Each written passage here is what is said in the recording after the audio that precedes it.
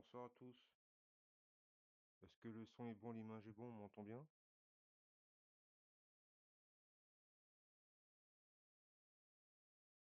1, 2, 2.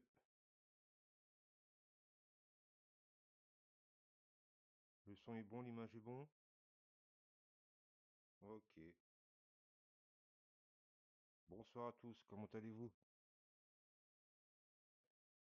Bon, on va regarder les actualités de la paire ensemble. On va voir ce qui se passe de beau en France. Allez, c'est parti.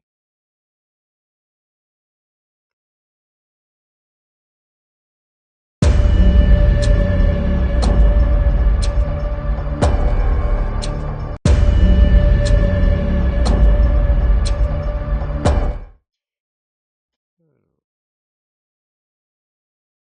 tiens, notre... C'était... comment dirais-je? Comment on peut l'appeler celui-là? Notre César des finances, il est parti en vacances, lui. Ça y est. Il est beau, hein? Lui, il a accompli sa mission, il part en vacances. Septembre, il va rentrer, boum. Et encore, ils enchaînent à nous mettre des cartouches, quoi. Comme d'hab. Hmm. Après, il y a beaucoup qui disent qu'apparemment, il y aura pas d'élection. Ça, je ne sais pas. Sans avec lui. On le connaît maintenant, hein. On s'attend à tout avec lui, malheureusement, hein. Surtout là, on s'est vu en ce moment qu'ils ont passé beaucoup de lois, beaucoup de choses en secrète, hein, quand on regarde bien, hein. Eh ouais, c'est chaud, hein. Moi, je vous le dis, hein. Là, c'est le temps où on va manger cher. Hmm. Et ça fait plus de 10 ans qu'on mange cher avec lui. Je sais pas ce que vous en pensez, hein, dites-moi, mais ça- dites-moi, hein. Aïe, aïe, aïe, aïe, aïe, aïe, aïe. Alors, attendez 2 petites minutes. Et j'aurais dû faire comme ça. C'est pas grave. Je sais pas si on m'entend bien.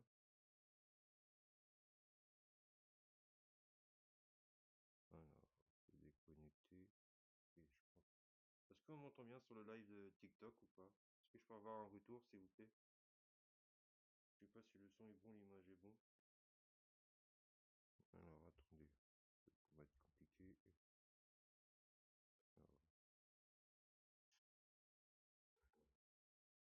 Alors, 1, 2, 1, 2.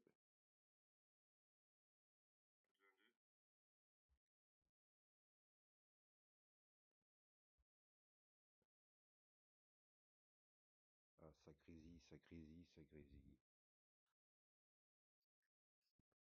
Ah, attendez.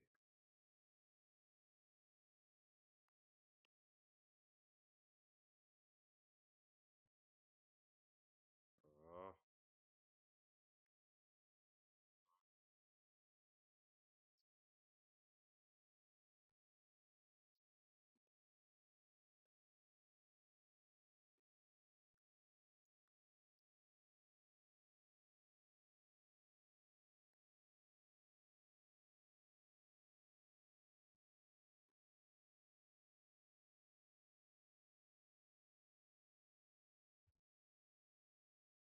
Attendez 2 petites minutes. Terminé.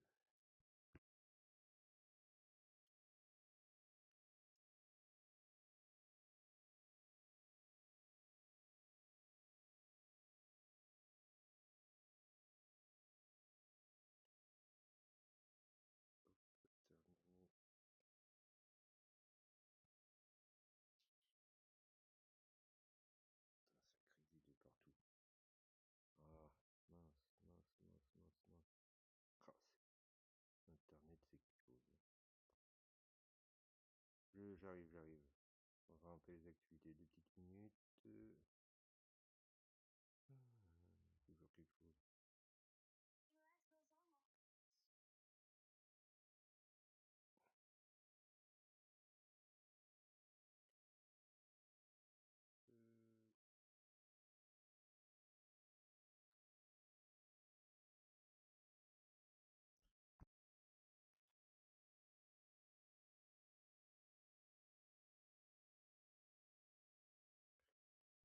Je sais pas si on m'entend bien ou pas.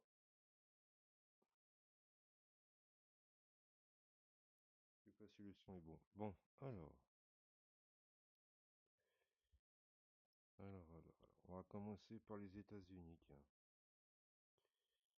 Alors, États-Unis. Colère des congrès face aux conditions de vie déplorables au bord du porte-avions Lancôme.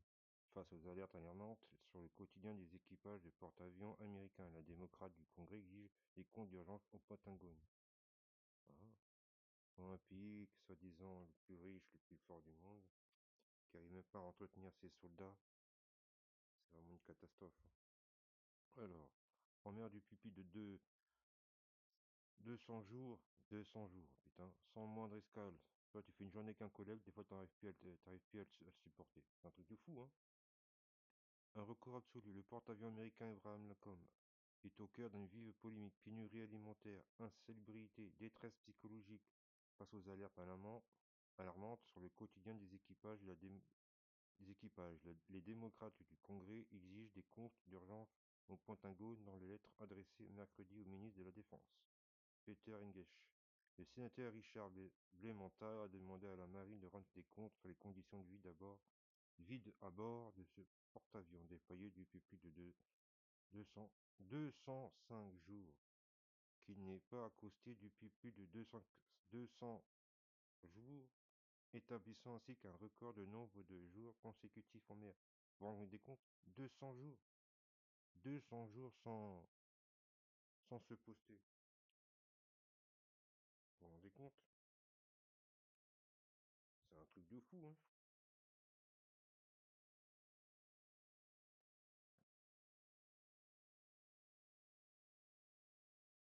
200 jours, ouais. On va regarder la bouffe qu'ils ont aussi. Ah, voilà ce qu'ils bouffent.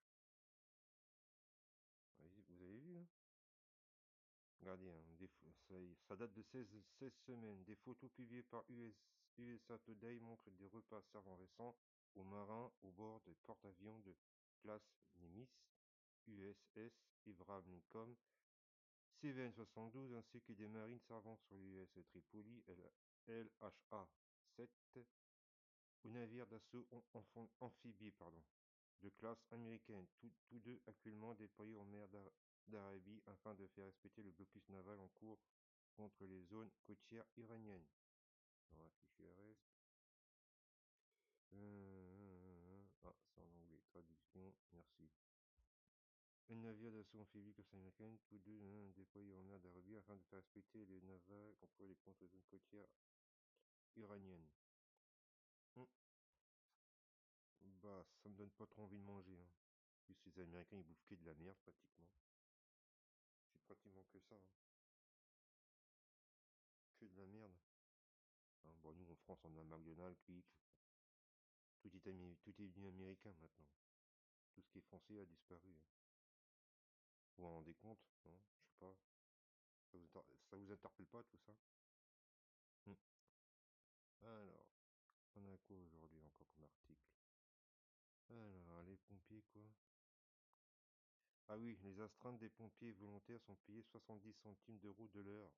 C'est complètement fou, dénonce ce syndicaliste. On va l'écouter. De toute façon, vous savez que les pompiers volontaires, c'est 7 centimes d'euros l'astreinte de l'heure. Ouais. C'est 8 euros pour aller éteindre un feu. Hallucinant. Quand on est officier, c'est 12 euros.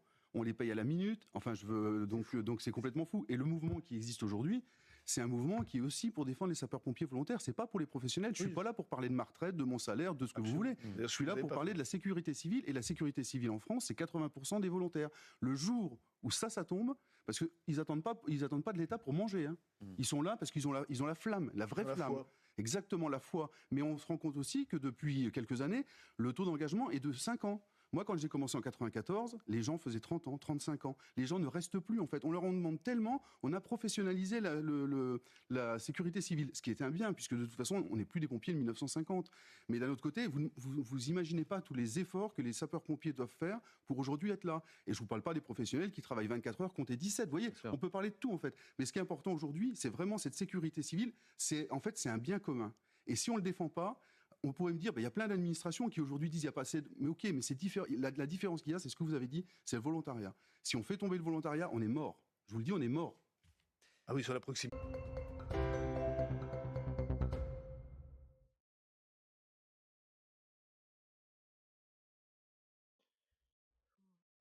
Donc voilà. Voilà ce qu'ils sont réduits, les pompiers. Hein. Et je crois que c'est pas la première alerte qu'ils donnent. Hein. Rappelez-vous les manifestations avec les gilets jaunes, hein, et les manifestations des pompiers contre les CRS. Je pense que cette image-là, personne l'a oublié. Oui, hein, vous voyez ce que je veux dire. Donc là, là, malheureusement, en plus, ils vont faire une grève le 19 septembre. Ils en ont fait un aujourd'hui. Donc voilà, il faudrait les soutenir, ces braves gens, hein, qui viennent au secours, hein, de nous, des citoyens, quoi. Hein, ça, on les oublie souvent. Hein. Et les remercier, n'oublie pas de les remercier. C'est très important. Malgré que bon, pendant le Covid, c'était compliqué. Hein. C'était compliqué pour eux aussi, dans les deux sens. Hein, si je vous dis la marque de la bête, bon, je pense que vous avez compris, quoi. Attendez 2 minutes. Je sais pas si on m'entend bien. Ok. Donc voilà, excusez-moi.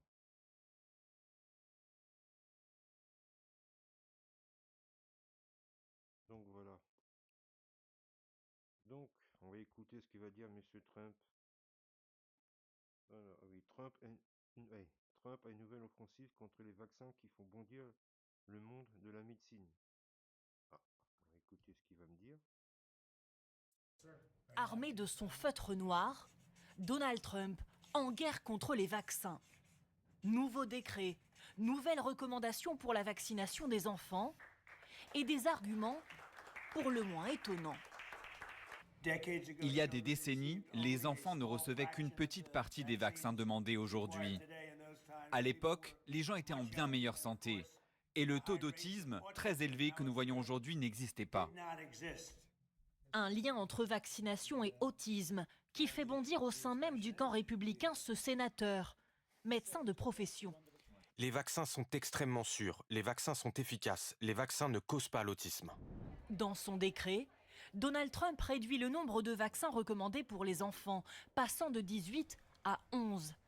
Il souhaite aussi que le vaccin contre la rougeole, les oreillons et la rubéole ne soit non plus administré en une injection, mais en plusieurs, une pour chaque maladie. Ils font un vaccin de la taille d'une bouteille de soda, tout ça injecté dans le corps d'un petit enfant. Une déclaration démontée en direct par cette journaliste qui compare la quantité d'une bouteille de soda à celle d'un vaccin. Vous voyez cette bouteille? C'est une bouteille de soda, c'est beaucoup, c'est idiot et complètement fou. De son côté, l'Association américaine des pédiatres dénonce un décret dangereux. Le risque, c'est de faire peur aux gens et qu'ils ne se fassent plus vacciner du tout.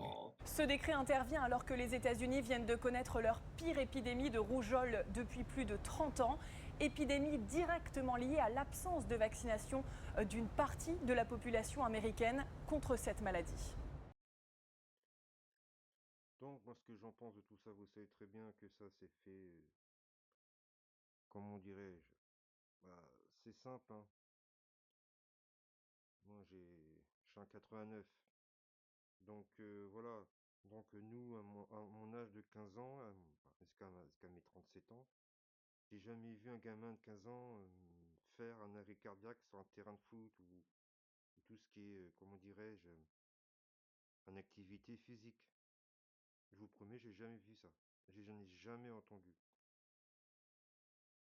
C'est un truc de fou. De fou, hein. Faut savoir que maintenant, moi, je pense que les gens ils commencent à comprendre qu'ils se sont fait arnaquer par ça aussi. Hein, beaucoup de gens se sont fait arnaquer à cause de quoi? À cause de la peur. Ils se sont fait arnaquer à cause de quoi? Parce que si tu voulais travailler, il fallait te faire, comment dirais-je, pour ceux qui ont compris la marque de la bête. Voilà. Donc voilà, l'autiste, il n'y avait pas d'autiste avant chez les enfants, je pense pas. Il n'y en avait pas. Donc, avec le vac-vac, là, c'est arrivé, vous voyez, la transformation, beaucoup d'enfants sont handicapés, beaucoup de personnes sont malades maintenant, hein. Ils savent ce qu'ils font, hein. Vous voyez, voilà, faut comprendre, essayer de comprendre ce qu'ils font eux. Donc c'est pas Trump qui va décider si c'est le vaccin va être interdit ou pas. Parce que là, les laboratoires, ils vont faire la gueule. Là, ils vont faire la gueule, même un truc de fou, hein. C'est ce que je veux dire. Bon, il y a ceux qui diront que je suis complotiste ou quoi que ce soit, mais voilà, faut dire ce qui est. Ah, on voit tout de suite, hein, encore que les gens, ils sont encore manipulables. L'éclipse, franchement, regardez l'éclipse. Là, il y a du monde. Par contre, pour parler de nos droits, pour défendre les enfants, tout ça, là, il n'y a plus personne. Là, les gens, ils vont dépenser de l'argent pour payer des lunettes à 6-10 euros. Bon, bien sûr, l'État en prend un peu aussi, comme d'habitude. Et voilà, oui, il y a une éclipse, oui, ok, bon, ok. Mais il n'y a pas d'autres soucis en France à s'occuper, non? Enfin, même dans le monde, hein, franchement. Non? Vous pensez pas? Moi, c'est ce que je pense, hein. C'est ce que je pense. Bah, dites-le moi en commentaire, hein. Mais bon, c'est très bien, c'est du cinéma, c'est pas lui qui commande tout ça.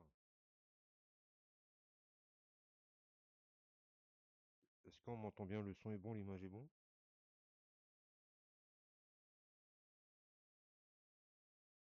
Attendez 2 petites minutes, je vais voir si je peux. Toc, toc, le son c'est bon.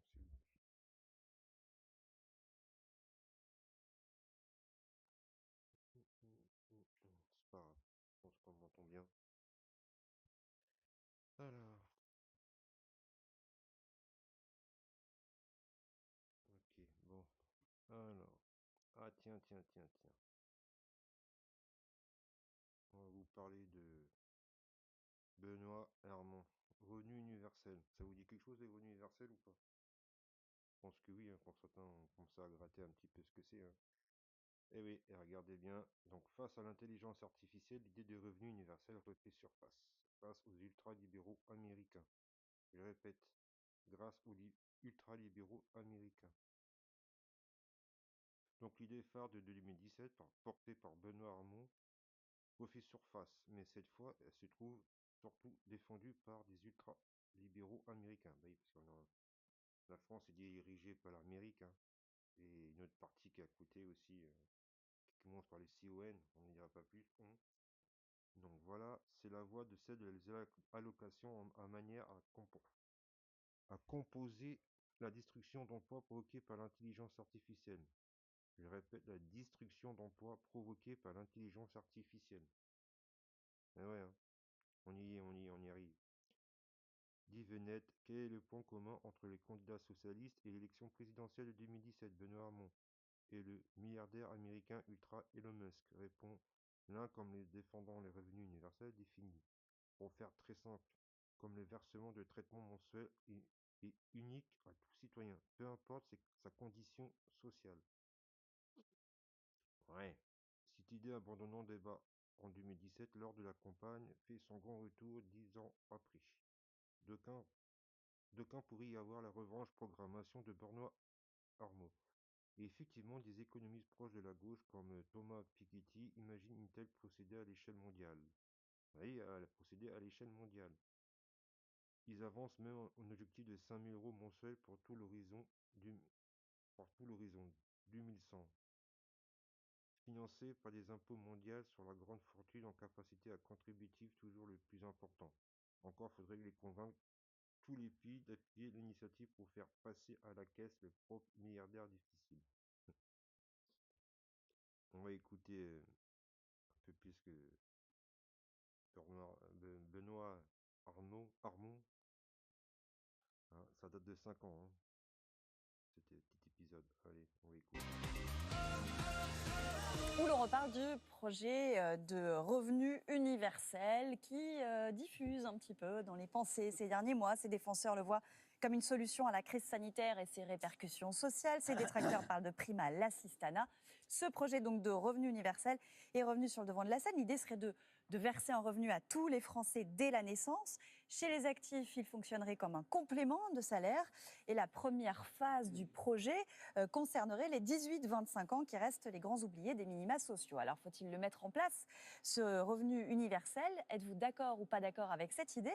Eh bien, vous nous dites d'accord à 55%. Et ça, forcément, c'est un chiffre qui va plaire à notre invité qui, lui, milite depuis 2017 pour ce revenu universel d'existence. C'est Benoît Hamon qui vient nous rejoindre. Bonjour, monsieur Hamon. Merci d'être avec nous. Vous êtes conseiller régional d'Île-de-France, ancien candidat à la présidentielle. Vous êtes un peu retiré de la scène politique nationale, mais vous participez toujours à son débat. Vous avez publié à l'automne ce livre, Plaidoyer pour le revenu universel, ce qu'il faut de courage. Vous défendiez déjà cette idée lors de votre campagne en 2017 et pour vous, elle est plus que jamais d'actualité aujourd'hui? Oui, alors pour des bonnes et des mauvaises raisons. La mauvaise raison, en tout cas une raison qui est triste, c'est la crise et les 10 millions de pauvres en France, qui appellent forcément des réponses un peu nouvelles. 1 million de nouveaux pauvres, disent les associations, voilà, là, avec cette pandémie. Absolument, et puis avec un risque, et je ne veux pas jouer les oiseaux de mauvais augure, c'est que l'effet différé de la crise sur le plan social, on le connaisse en 2021 et 2022. Donc on a une situation qui nous appelle à trouver des solutions nouvelles. Alors en même temps, le revenu universel, c'est pas juste pour faire face à la pauvreté, à la grande pauvreté, puisque ce sera un complément que chacun d'entre vous recevrait, chacun de ceux qui nous écoutent ou nous regardent, mais à l'évidence, pour celles et ceux qui aujourd'hui font face à une transformation de leur vie qu'ils subissent complètement, qui basculent dans la pauvreté, parce qu'il n'y a plus qu'un seul salaire dans la famille et que ça ne suffit plus à nourrir toute la famille, à l'évidence, ça jouerait comme un filet de sécurité. Mais ça n'est pas qu'un filet de sécurité, c'est le moyen par lequel aussi on peut retrouver le choix quand ça vient compléter un salaire. C'est-à-dire qu'on s'interroge sur la vie qu'on a, le type d'emploi qu'on a, qui ne correspond pas... ceux qui vont bien pensent toujours qu'on s'épanouit à travers le travail. Moi, j'adorerais que tout le monde s'épanouisse par le travail. Mais d'abord... Mais ce n'est pas toujours le cas. C'est pas toujours le travail. Et le travail, ce n'est pas que l'emploi. Vous pouvez parfaitement avoir un métier pénible et vous épanouir dans le travail bénévole, par exemple. Ouais. C'est aussi ça que le revenu universel vient reconnaître, c'est qu'on peut être utile socialement. Ou le travail familial. Oui, mais absolument. C'est pour ça qu'on parle de double journée de travail, souvent pour les femmes, qui ont leur emploi et comment dire, concentrent l'essentiel des tâches domestiques. Ce revenu, il serait de quel montant? Alors, moi, j'ai posé comme cible 750 €, mais on ira progressivement, parce qu'en fait, pour financer le revenu universel, il faut changer la manière dont on prélève et on redistribue la richesse. C'est quoi, créer de nouveaux impôts? Alors, on est obligé de construire un panier de contributions. Si vous ne faites que financer le revenu universel par l'impôt sur le revenu, c'est l'équivalent de ce qu'on appelle un impôt négatif. C'est un peu ce à quoi j'avais travaillé en 2017, au moment où on avait avec Thomas Piketty imaginé une solution de financement, mais je ne trouve pas cette solution satisfaisante au fond. C'est pour ça que j'ai retravaillé sur ces questions. Et il me semble qu'il faut imaginer un panier de contributions, et notamment avec des contributions qui n'existent pas et qui correspondent à ce qu'est l'économie aujourd'hui. Bon, ça veut dire quoi? Alors, qui paierait alors? Alors, je pense qu'il y a un certain nombre d'activités qui aujourd'hui doivent payer. Quand des entreprises accélèrent le remplacement de l'homme par la machine, ça permet de doper le chiffre d'affaires, mais si c'est au détriment de l'emploi, c'est un problème. C'est l'idée de votre taxe robot, ça? Oui, alors c'est un peu marketé de dire taxe robot. Ouais. Mais en réalité, c'est faire en sorte qu'une entreprise paye le même volume de contribution, qu'elle ait beaucoup de salariés ou qu'elle en ait peu. C'est-à-dire que si elle fait un chiffre d'affaires d'1 million, elle paye le même type de contribution sociale que si elle a 100 salariés ou 50 salariés. C'est pas très bon pour la compétitivité, ça, à l'international. Je ne sais pas pourquoi. Parce que si à l'étranger, on n'est pas taxé sur les robots, ils vont les vendre, leurs robots moins chers, à ceux qui en ont besoin, et les nôtres, on ne les vend plus. J'observe par exemple que l'Allemagne, qui a plus de robots que nous, a plus de pauvres. Donc il faut faire des choix dans la vie. 16% de pauvres contre 14. Ça augmente chez eux, ça augmente chez nous. Ça dépend des objectifs qu'on se fixe. En réalité, dans nos pays, c'est une des questions plus on va dire, philosophiques qui nous revient de traiter, c'est qu'on se concentre sur les moyens et pas sur les fins. Ça fait des années que vous entendez dire, comme moi d'ailleurs, je l'ai moi-même dit quand j'étais ministre, il faut de la croissance, il faut de la croissance, il faut de la croissance. Mais la croissance, c'est pas une fin, c'est un moyen. Et la question, c'est pour faire quoi? Pour élever le niveau d'éducation, le niveau de qualification, pour lutter contre la pauvreté. Et il me semble que ce sont sur ces questions-là, en tout cas, que je trouve la période intéressante, parce que j'observais que le pape François vient de prendre position en faveur du revenu universel lui aussi, et que la période de la crise amène à ce qu'on s'interroge dans notre relation au travail, notre relation à la richesse. Est-ce que la richesse, c'est seulement l'argent qu'on gagne? Alors évidemment, je ne vais pas dire que ce n'est pas important, mais comment est-on utile socialement? Est-ce que c'est uniquement par l'emploi? Bon, voilà. Après, c'est vrai qu'il y a beaucoup de gens en ce moment, y compris de droite d'ailleurs, qui prennent position pour le revenu universel, mais c'est un petit peu la boîte dans laquelle chacun met ce qu'il veut, chacun a sa manière de penser ce revenu universel. En tout cas, est-ce que dans l'esprit, vous, c'est une idée qui pourrait vous séduire, de se dire, on va donner à tout le monde un petit pécule, qu'on soit riche ou pauvre, on aura tous la même somme? Après, moi, je pense qu'il faut quand même moduler. Il faut que les personnes qui sont en plus grande difficulté continuent à toucher, par exemple, un certain nombre d'allocations pour qu'il y ait une modulation. Et moi, ce que je trouve intéressant dedans, c'est qu'aujourd'hui, on juge quand même les gens par rapport à ce qu'ils gagnent. Si on se dit que tout le monde a un revenu qui permet de se loger, de s'éduquer, de manger, voilà, eh ben on se dit qu'on pourrait investir dans des missions d'intérêt général. On pourrait investir pour accompagner les personnes âgées, faire du soutien scolaire, avoir des missions pour contrôler le dérèglement climatique. Et du coup, on pourrait aussi se valoriser dans la vie par rapport à ce type de mission. On parlait des jeunes qui ne touchent pas le RSA, etc. Les jeunes, ils aiment ce genre d'engagement. Les jeunes de moins de 25 ans n'ont pas accès au RSA. Ça pourrait leur permettre de se valoriser pas seulement par l'argent qu'ils touchent, mais aussi, parce que ça, ce serait entre guillemets réglé, mais par ce type de mission. Donc moi, ça m'interpelle de ce point de vue-là. À ceux qui disent que c'est une prime à l'inactivité, que répondez-vous? Oui, c'est l'argument. Bon, je peux vous poser une question. Le ou laquelle d'entre vous arrêterait de travailler si elle avait le revenu universel? Oui, elle est où mon équipe? La brigade a gagné à la loterie, chef. Tout le monde. Oui. Problème résolu grâce aux annonces sponsorisées. Sponsorisez votre offre d'emploi sur Indeed et trouvez des candidats qualifiés lorsque vous en avez vraiment besoin.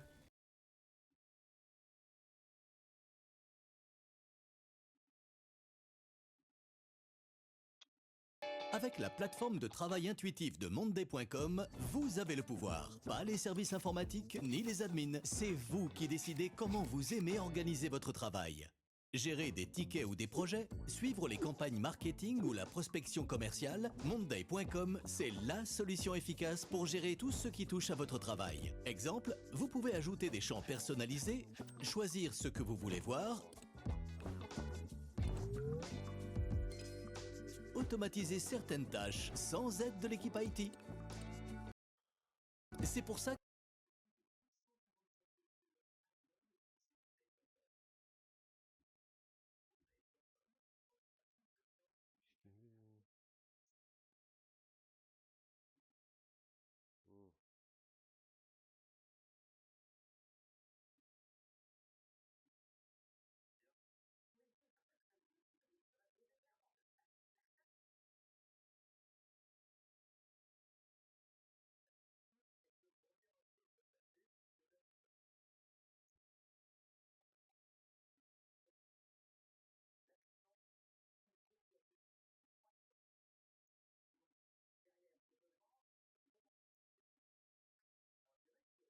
Ah, ça a coupé, désolé.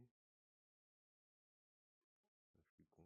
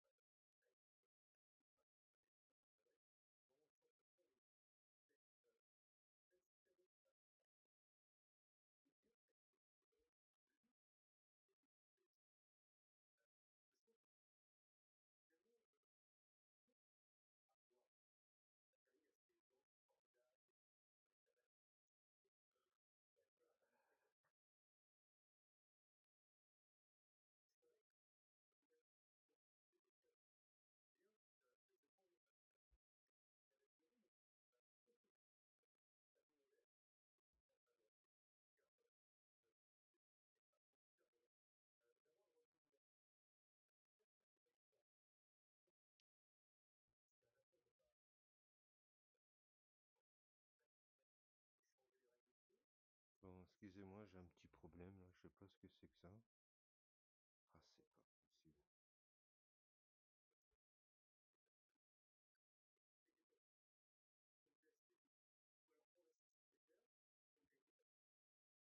Écolo qui soit absolument catastrophique. Eh bien, effectivement, le revenu universel va contribuer à une augmentation un peu des prix pour qu'on puisse avoir aussi le juste prix, c'est-à-dire que ce qu'on achète soit au prix qui permette de payer correctement ceux qui produisent et fabriquent, et surtout de respecter l'environnement. Et puis, ça donnera la possibilité à des familles d'acheter plus durable, donc plus cher, pour des vêtements, pour des biens électroménagers, d'acheter bio quand, honnêtement, on était plutôt tenté d'acheter non bio parce que c'est moins cher. C'est aussi un des ingrédients par lesquels on peut, en tout cas, encourager et stimuler l'indispensable changement de modèle de développement. Ils avaient tenté le coup, si je puis dire, en Finlande en 2017. Alors, ce n'était pas tout à fait dans le même objectif. Ce n'était pas pour l'autonomie des personnes, mais c'était pour les aider à trouver un boulot éventuellement plus éloigné ou moins rémunéré. Ils donnaient 560 € je crois, par mois à 2000 chômeurs. Ils ont fait le test pendant 2 ans. Qu'est-ce que ça a donné? Ça a été un échec de leur point de vue, puisque ces gens-là, ces 2000 personnes-là, qui ont donné de l'argent en plus de leur rémunération, ils n'ont pas travaillé un jour de plus sur l'année que les autres chômeurs. Autrement dit, ça a coûté 13 millions la première année, ils l'ont fait jusqu'en 2019, puis ils ont arrêté. Je crois qu'il y a eu des tentatives. Il y a eu des tentatives en Espagne aussi, je crois. Ça, c'est une expérimentation pour des personnes qui n'ont pas d'emploi. Mais ce qui est intéressant avec l'expérience finlandaise... C'était effectivement pour le retour à l'emploi. Voilà. Mais l'expérience finlandaise, c'est qu'elle dit quoi? C'est qu'elle dit effectivement dans le retour à l'activité, le fait est que pour ces personnes-là, ça n'a pas... en fait, il y a 1 ou 2%, donc ce n'est pas significatif ce qu'ils disent. Mais ce qu'ils disent, c'est que sur le plan de la santé des personnes, sur le plan du stress, sur le plan psychologique... Il y a eu quelques améliorations. Ah oui. Non, c'est pas aussi net que ça. Ils vont faire les études il n'y a qu'une année. C'est significatif. Mais ce qui est intéressant, c'est qu'il faut prendre les 2 types d'expérimentation. C'est quand vous avez un travail, ça ne fait pas basculer les gens dans l'inactivité. Et quand vous n'avez pas d'activité... Est-ce que ça peut conduire l'employeur aussi à baisser les salaires, à moins payer? Alors ça, c'est la grande question. Et en fait, qu'il est très difficile de modéliser tant qu'on n'a pas fait une expérimentation à une taille suffisamment importante. Mais je pense que c'est contre-intuitif la manière dont on imagine les conséquences du revenu universel. Spontanément, on va dire, écoutez, si j'ai 750 €, mon patron qui paye 1400, il va me dire, écoutez, je vais vous mettre à 1200. Sauf que, dans quel secteur a-t-on beaucoup de monde mal payé? Dans des secteurs à forte intensité de main-d'œuvre, où la capacité de négocier des salariés est très faible. En gros, ils pèsent très peu sur leurs conditions de travail et leur salaire. Pourquoi? Parce qu'ils prennent le boulot qu'on leur donne pour pouvoir vivre correctement. Le jour où j'ai un revenu universel qui me permet de passer à temps partiel, il y a un changement de la donne. C'est que moi, j'ai besoin de cette main-d'œuvre, mais cette main-d'œuvre, elle n'est pas forcément spontanément aussi disponible qu'elle l'était, parce qu'elle n'est pas obligée d'accepter ces conditions de travail et ce salaire. Et en fait, je pense que... Alors, c'est pour ça que c'est très difficile d'affirmer. Mais il y a des secteurs dans lesquels c'est le contraire qui va se passer. C'est qu'il risque d'y avoir une amélioration des conditions de travail liées à l'existence du revenu universel, quand dans d'autres secteurs, on peut supposer que ce sera plus compliqué. Mais une chose est sûre, moi je vous demande de vous réfléchir à ça en tout cas, c'est que jusqu'à présent, on fonctionnait avec l'idée que chaque fois qu'il y a des innovations technologiques, il y a un monsieur qui s'appelle Schumpeter qui a dit un jour qu'on détruit moins d'emplois qu'on en crée grâce aux innovations technologiques. Destruction créatrice. Exactement. Ouais. Or, aujourd'hui, il y a tellement d'innovations et elles sont tellement intenses en rythme et en conséquence que vous pouvez démarrer une formation d'ingénieur avec une technologie et que cette formation soit quasiment obsolète à la terme, cette technologie soit obsolète à la fin de votre formation. Et en fait, nos sociétés ont énormément de mal à s'adapter aux conséquences de ces innovations technologiques. Et ce que le revenu universel vient aussi apporter, c'est cet élément de constance, c'est un fil conducteur, c'est qu'il y a ça, c'est au moins, c'est là. Et moi, je me réjouis que le débat, même si ce n'est pas sur la formule que je défends, s'ouvre, y compris à droite, parce que, je vais vous dire, je pense que la sécurité sociale, elle est plutôt née dans des esprits de gauche, mais il a fallu le général de Gaulle pour dire aux communistes et aux socialistes, on prend le programme national de la résistance et on l'a fait. Donc il faudra à un moment fabriquer des compromis pour vivre ensemble, parce que sans contrat social, il n'y a pas de République non plus. Merci beaucoup d'être venu nous éclairer, puis vous reviendrez et on aura l'occasion évidemment d'en reparler. Merci.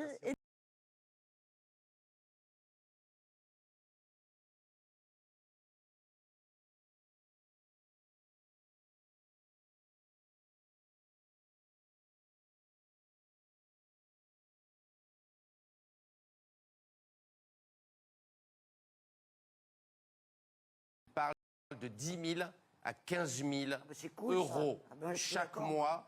L'un des grands fabricants de robots, ces figures, a mis devant un robot une caméra live sur YouTube. On peut regarder et le robot travaille déjà depuis plus d'une semaine sans pause pour aller pisser, sans aller bouffer, sans jamais dormir.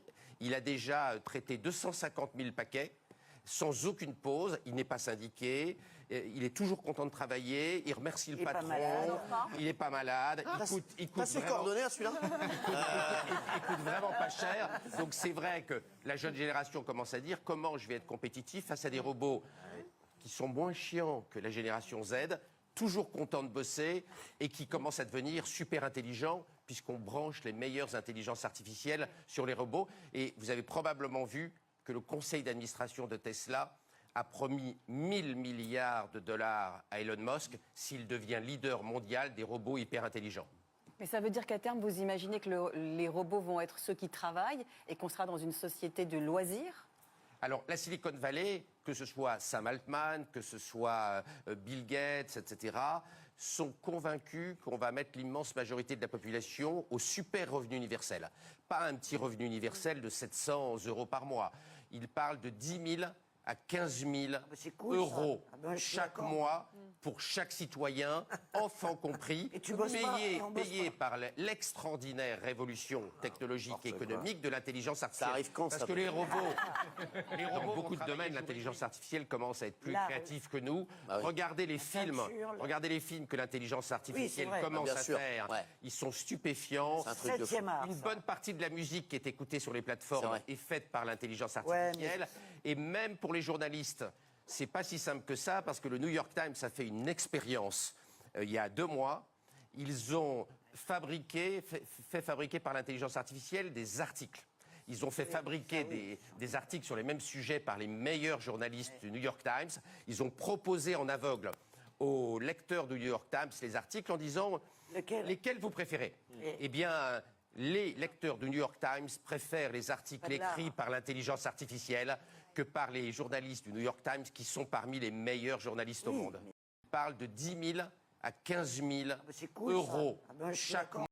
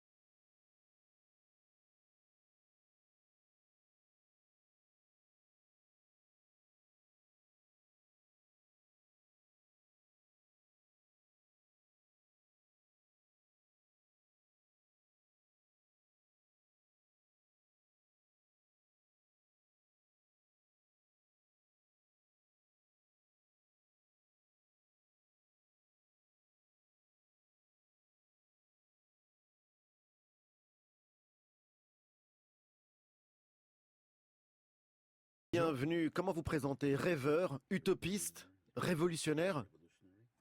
Exactly. My book is full of very unrealistic ideas. Ouais, mon bouquin est plein d'idées totalement irréalistes qui peuvent devenir réalité à l'avenir parce que toute grande civilisation, au départ, était une réalisation folle, était une idée folle. Alors, ce qui est sûr, c'est que vous avez 29 ans, que vous êtes néerlandais, que vous êtes historien, que vous êtes essayiste, publié, discuté dans 23 pays et enfin ici en France. La première phrase de votre livre: commençons par une petite leçon d'histoire. Dans le passé, tout était pire. Vous savez qu'ici en France, l'idéologie dominante, c'est le déclinisme? I know all about it. Ben, je sais bienvenue en France. Mais si on regarde les perspectives historiques, les 2 siècles passés, il est très clair que nous avons fait des progrès énormes. Nous sommes plus riches, nous sommes en meilleure santé, nous sommes plus intelligents que jamais. Eh ben, on a réussi à faire des grandes choses. Fin de l'esclavage, la démocratie, l'État bienfaisance. Tout cela, c'était des fantasmes utopistes. C'était des idées folles avant de devenir parfois réalité, mais vous savez que la mode dans la France de Macron c'est le pragmatisme. Alors pourquoi aurions-nous besoin d'utopie?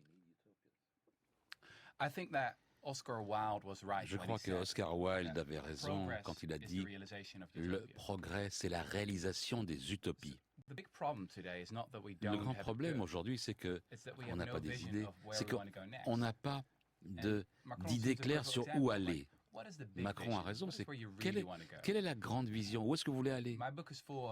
Mon bouquin, c'est plein de grandes idées, comme mettre fin à la pauvreté pour toujours, donner aux gens la liberté de savoir ce qui va être bien pour eux, ouvrir les frontières. Voilà ce type de pensée dont nous avons besoin aujourd'hui. De grandes idées, beaucoup d'exemples, on va y venir dans un instant. C'est vrai que votre surnom aux Pays-Bas, c'est Monsieur Revenu Universel? Je crois qu'il faut regarder les preuves scientifiques. Vous savez, le revenu universel est une idée extrêmement pratique. Regardez les expériences qui ont eu lieu au Canada On va y venir parce en 1974. En France, le revenu universel, il est associé au programme présidentiel de Benoît Hamon. On ne sait pas ce que ça aurait donné s'il avait été élu. Il a peut-être mal défendu cette idée, mais vous dites à ceux qui ont douté ou ri du revenu universel, ça marche. Preuve à l'appui. Une expérience, par exemple, à Londres, auprès de 13 hommes sans abri. Mais Hamon a fait vraiment un travail ni fait ni à faire. Si on regarde Londres, l'histoire, 2009. par exemple, 13 SDF ont reçu 3000 livres sterling. Sur quoi ont-ils dépensé? Ils ont acheté de la drogue, de l'alcool, diraient certaines personnes. Non, en fait, ils sont très, très économes. Ils ont acheté des dictionnaires. Et vraiment, ils ont acheté des trucs extrêmement concrets. Et après l'expérience, 7 sur 13 SDF avaient un toit au-dessus de leur tête. Eh bien, ça a du sens sur le plan économique aussi et financier. être SDF, c'est très très cher pour la société. Éradiquer les SDF, éradiquer la pauvreté, c'est un but financier qui est très important aussi. Étude menée à Londres, autre contexte. Même sujet, le revenu universel. Au Libéria, on donne 200 $ à des pauvres, toxicomanes, alcooliques. Quel est le résultat? On pourrait penser que ces gens vont aller dépenser cet argent sur de la drogue et de l'alcool, mais même ce groupe-là, certains des criminels, ont utilisé l'argent très très bien. Ils l'ont investi dans leur propre vie. Ils ont commencé des petites entreprises. Donc ce que j'essaie de montrer dans mon livre, c'est que la pauvreté n'est pas un manque de caractère. La pauvreté, c'est très très... Oui. C'est très facile de régler ces problèmes-là. Il suffit de donner un petit peu d'argent. On peut mettre fin à la pauvreté en donnant de l'argent gratuitement à chacun. Alors il y a un autre sujet, vous savez qu'ici en France, on adore débattre du temps de travail et notamment des vertus ou des malheurs des 35 heures. Et vous proposez la semaine de 15 heures. 15 heures. Sérieusement. C'est sérieux, oui. Un grand économiste britannique le prédit, qu'on ne travaillera que 15 heures en 2030. C'était la grande promesse du capitalisme tout au long de son histoire. Les choses sont allées de travers au cours des années 30. On a travaillé de plus en plus. Et le grand problème, c'est qu'il y a tellement d'emplois qui sont inutiles aujourd'hui. Les consultants, les avocats, traders, les on rencontre les banquiers, oui, dans votre livre. Des métiers inutiles et vous dites même néfastes à la société, et ces métiers-là sont pourtant les mieux rémunérés. Vous savez, les Français adorent faire grève. C'est une passion nationale. Oui. Et c'est une meilleure façon de découvrir si votre emploi est utile ou pas. Regardez les 5000 dernières années dans l'histoire de l'humanité, depuis l'invention de l'argent, pour savoir si les banquiers ont fait grève ou pas au cours de leur histoire. Il n'y a qu'un seul exemple, en Irlande, 1917, et la grève a duré 6 mois et rien ne s'est produit. Oui, alors que si les éboueurs, par exemple, font grève, ça a des effets très directs et très rapidement. Autre utopie, alors que beaucoup de pays veulent fermer leurs frontières, que Donald Trump parle toujours de construire son fameux mur, vous proposez d'ouvrir les frontières, de les supprimer. Ça, c'est une proposition qui va en scandaliser plus d'un. Si on regarde les preuves, et moi mon bouquin, il est basé sur des preuves. Vous allez voir que l'immigration, c'est une des armes les plus efficaces pour lutter contre la pauvreté. Et à travers l'histoire, ce sont les pays qui ont le plus ouvert leurs portes et qui ont attiré les meilleurs éléments à travers le monde qui prospèrent aujourd'hui.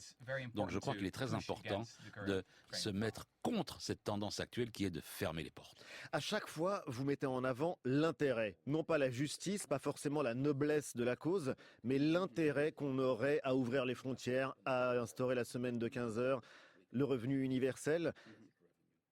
Vos exemples sont souvent locaux, à petite échelle. Qu'est-ce qui vous fait penser que ça marcherait à l'échelle d'un grand pays, voire de la planète? La route vers l'utopie est une longue route. Il faut faire des petits pas au départ. Ça commence avec des expériences. On essaye de montrer que les choses peuvent être différentes et que ça peut fonctionner. Vos livres sont vendus partout dans le monde. Ce dernier essai est un best-seller planétaire. Où sont les pays où vous avez le sentiment qu'on vous comprend le mieux?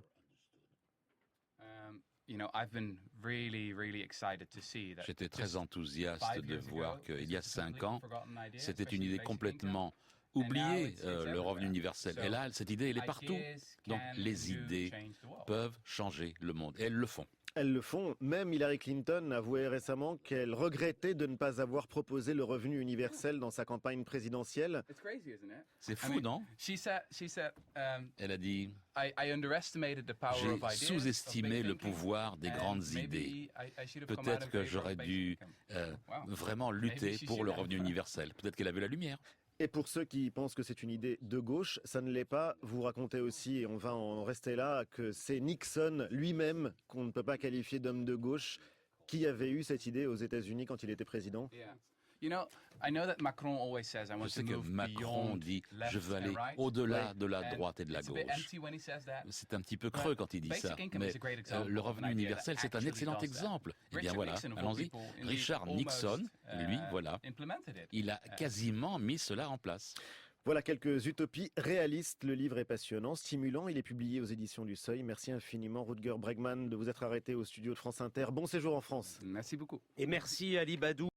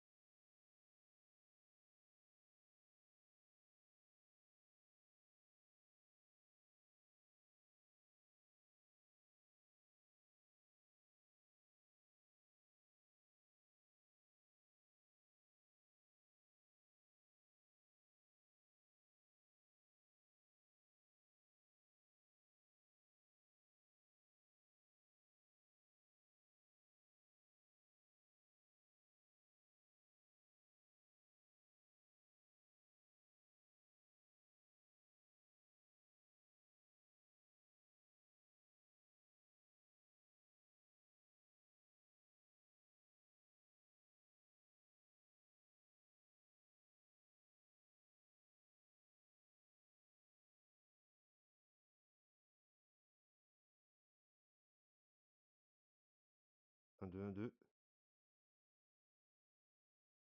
Un, deux, un, deux.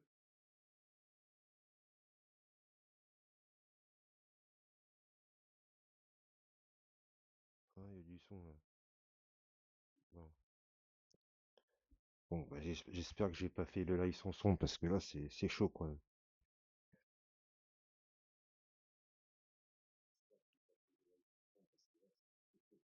Donc je disais donc par rapport au revenu universel, hein, vous voyez bien, hein, l'IA, alors c'est l'objectif de mettre l'IA, c'est pas pour rien. Hein. S'ils mettent un revenu universel, vous serez contrôlé. Hein. On y arrive tout droit au crédit social. Hein. Faut pas se le cacher. Hein. Comme on dit, hein, quand il y a un problème, ils créent le problème, ils ont la solution. Malheureusement.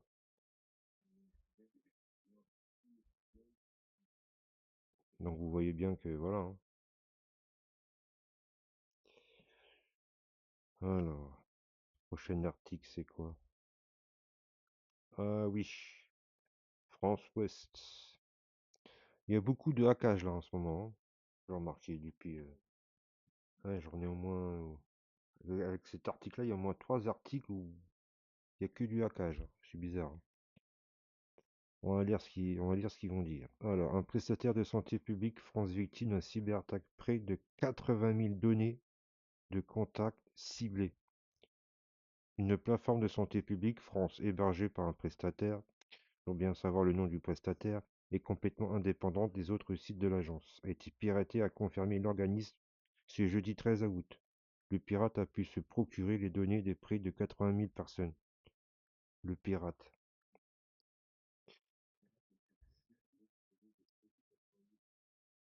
Alors. Aucune donnée de santé n'a fuité, assure le porte-parole de Santé publique France, SPF. Une plateforme hébergée par un prestataire de Santé publique France s'est fait l'objet d'une cyberattaque concernant les données de contact de près de 80 000 personnes, a indiqué ce jeudi 13 août 2026, SPF, confirmant les informations du site et de recension des fuites en ligne. Alors, qu'est-ce qu'ils nous disent? Uniquement des données de contact. Il s'agit d'une plateforme de commande en ligne, de documents associés aux campagnes de prévention santé publique. France, mon coupon santé publique, hébergé par un prestataire complètement indépendante. Excusez-moi, indépendante des autres sites de l'agence, et précise une porte-parole citée par l'agence France Presse, AFP, pardon.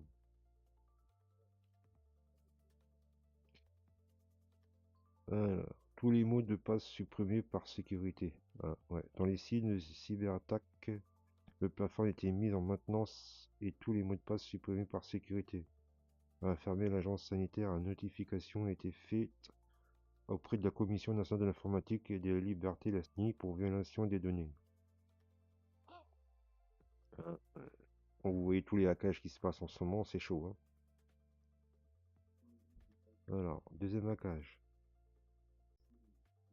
Alors, le piratage de Blocktel est confirmé avec le vol de numéros des Français. Oh. Alors, la répression des fraudes. DGCCRF a confirmé que la plateforme Blocktel a fait l'objet d'un piratage. Cela fait suite à des informations qui avaient été publiées il y a quelques jours par des hackers, évoquant le vol de 3 millions de numéros de téléphone appartenant à des Français.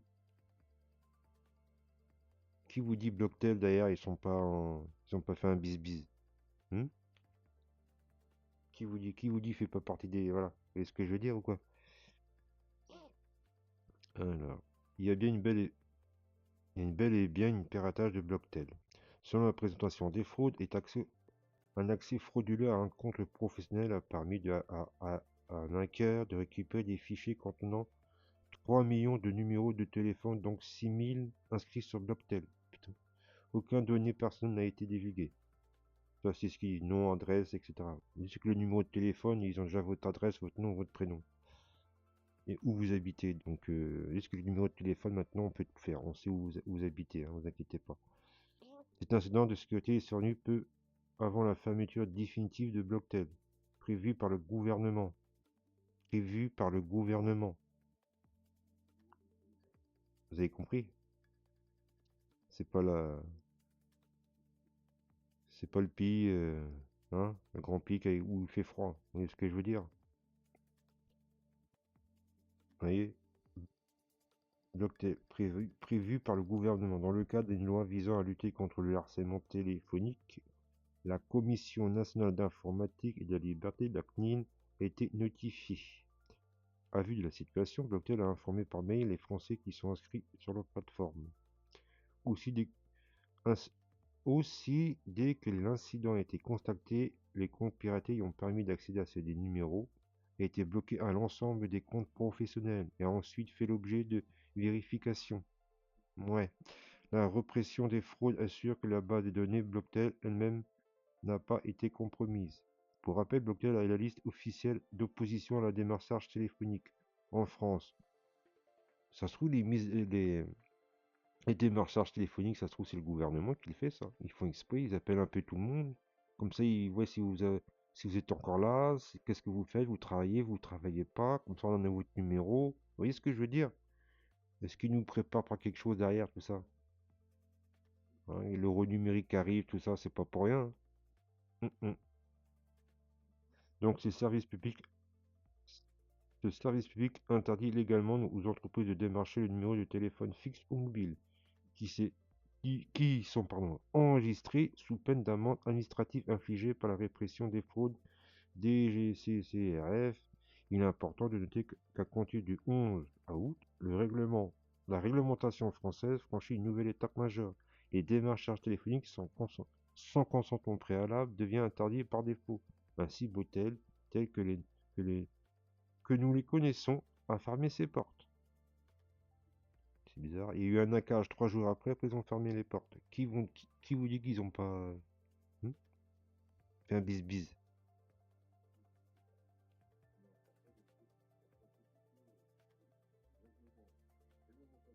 Vous voyez ce que je veux dire? Et le dernier. Alors, piratage de la DGFiP. Un hacker dit avoir dérobé les données fiscales de plus de 670 000 Français. Vous avez vu la publication, quand est-ce que c'est? C'est un piratage incroyablement inquiétant qui vient d'être revendiqué sur le dark web. Un hacker affirme avoir volé aux impôts les données de plus de 670 000 Français.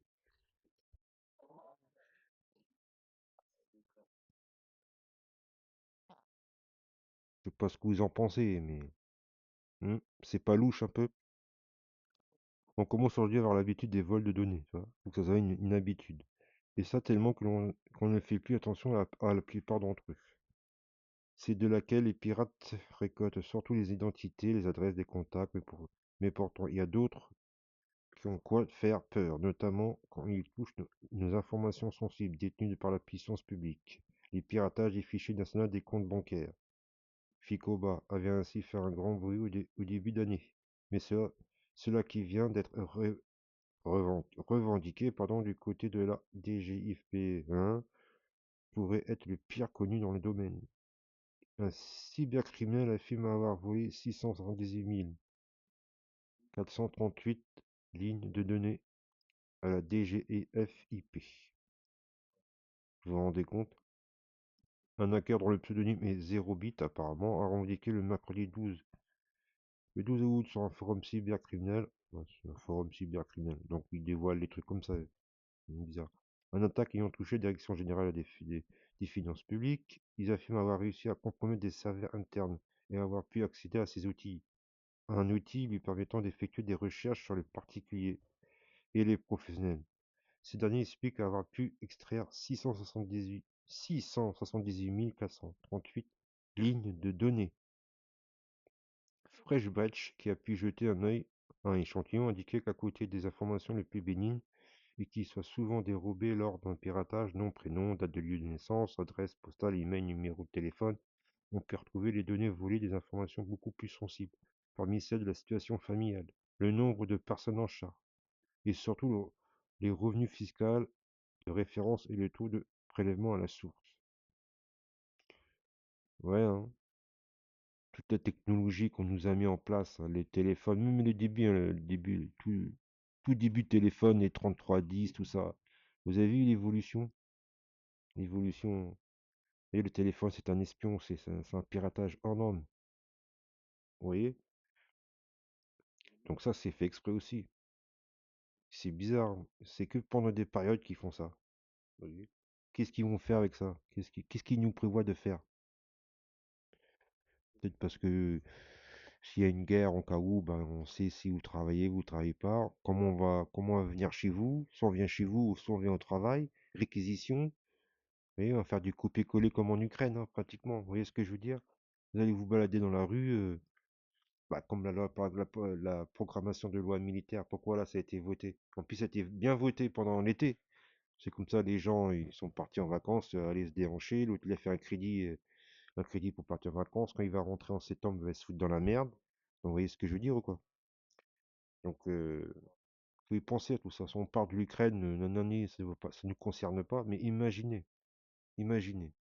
C'est pas pour faire peur, mais voilà, faut imaginer un peu.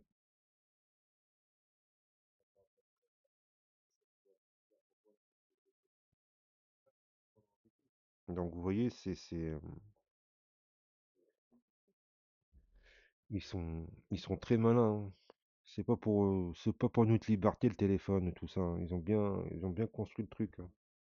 Ils sont à des, ils sont très, comme on dit, ils sont dans le futur, hein. Dans le futur, mais très très très loin de tout ça. Et ouais, hein, c'est ça, c'est pour ça, moi je dis aux gens, attention, hein, quand vous êtes dehors, maintenant il y a des bornes clés USB là, enfin, les bornes USB. Mettez jamais votre téléphone branché là-dessus, même si vous n'avez plus de batterie. Maintenant, logiquement, vous avez tous une batterie externe, quoi. Ça coûte pas trop cher sur Amazon ou sur un autre site, hein. Mais évitez de brancher ça directement sur les bornes, parce que ça, c'est un piège à espion. Ah, j'en suis sûr, ça peut vous donner facilement. Et je pense qu'il y a des gens qui sont tombés dans le panneau aussi, hein. Pour ça, il faut faire attention. Et surtout, essayez de vous détacher au maximum du téléphone, tout ce qui est de la technologie. Franchement, faites-le. Rappelez-vous, hein, même Bill Gates, je crois que c'est Bill Gates qui avait dit que même ses enfants n'avaient pas de téléphone. Vous voyez ce que je veux dire? Donc ça veut dire ce que ça veut dire. C'est pas bon, ça va couper tout ça. Surtout qu'en plus on est en période des vacances, malgré que je crois que les vacances sont plus importantes que les enfants. Enfin bref, par rapport aux histoires hein, de l'IANA, tout ça. Enfin, bref. Euh, voilà quoi. Il y a un moment, donc c'est pour ça, déconnectez-vous du téléphone, vous êtes en vacances, les infos, bon, même les infos c'est que du négatif, hein, il n'y a rien de positif, ça aussi c'est fait exprès aussi. C'est un cage mental, les infos, hein. Ça aussi ils vous ont bien pris aussi avec ça. Donc voilà, c'est